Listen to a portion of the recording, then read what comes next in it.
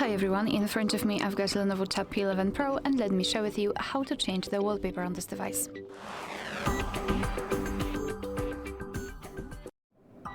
So let's begin with opening the settings, and here in this left section scroll and find wallpaper and home screen.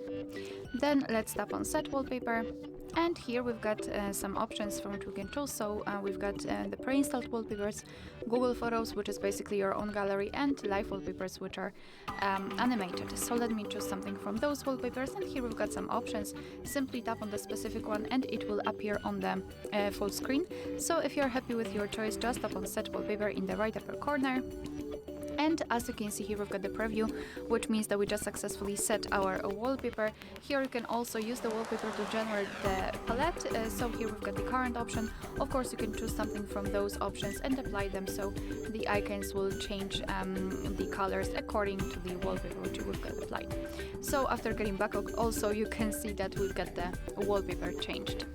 Alright, so that will be all. Thank you so much for watching. Please hit the subscribe button and leave the thumbs up.